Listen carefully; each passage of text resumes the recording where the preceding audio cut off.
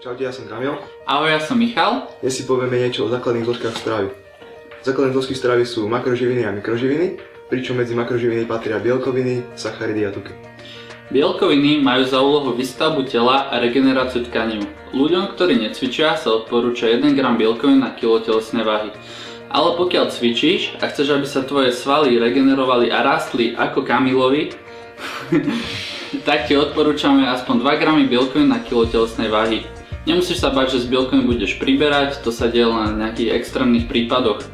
Najlepšie bielkoviny je príjmať z živočíšneho pôvodu, čo je napríklad v mäse alebo v mliečnych výrobkoch a ešte aj vajcia. Z mäsa sa najviac konzumuje morčacie prsia, kuracie alebo hovädzie. Ľudia najčastejšie jedia tie kuracie prsia, pretože majú málo tuku a sú cenovo najdostupnejšie. Potom sa jedá ešte napríklad aj tuňak vo vlastnej šťave, pretože tiež obsahuje veľmi málo tuku a veľa bielkovín. Z tých mliečnych výrobkov sa jedá napríklad biely jogurt, grécky jogurt, cottage cheese alebo tvaroh. A tvaroh je napríklad dobrý si dať večer pred spaním, pretože bielkoviny z tvarohu sa rozkladajú do tela približne 6 hodín.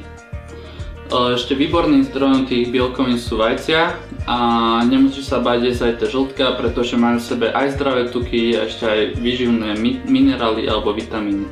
Pokiaľ si vegetarián a nechceš jesť mäso, tak kvalitným zdrojom bielkovín sú ešte aj strukoviny, môžeš jesť hrách, šošovicu alebo fazulu. Sacharidy slúžia na energiu pre telo a mozog. Delia sa na dve základné skupiny, to sú jednoduché, to sú cukry, alebo komplexné, to sú zložené sacharidy. Jednoduché cukry tie sa nachádzajú v bielom pečive alebo v čokoláde, ale aj napríklad v ovoci, ale tie cukry v ovoci sú určite zdravšie, pretože sú prírodné ako tie umelé z čokolády.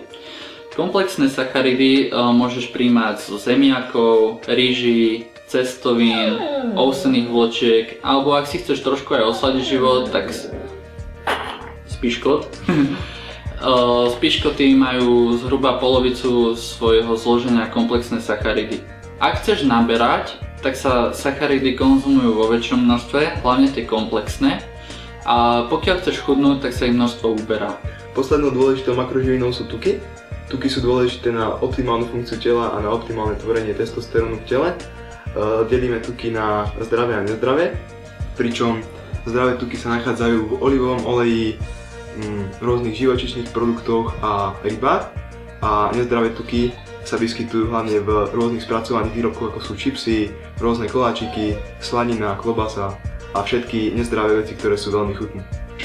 Pokiaľ si chceš do jedla pridávať aj olej, tak najlepšie sú kokosový alebo olivový olej, a ak chceš aj vyprážať, tak najvhodnejšie je na to extra panenský olivový olej, ako je napríklad tento. Kúp si ho, hneď teraz. Pokiaľ chceš, aby tvoje telo správne fungovalo, mal by si pravidelne jesť s každým jedlom aj zeleninu, kvôli vláknine, vitamínom a minerálom. Dôležité je nevynehávať hlavné jedlá, ako sú raňajky, obed a večera. Jedz proste pravidelne, zbytočne sa neprejedaj ani nehľaduj, a pokiaľ budeš jesť jedlá, ktoré sme ti tu ukázali a opísali, tak tvoje telo bude správne fungovať a určite budeš napredovať tým správnym smerom.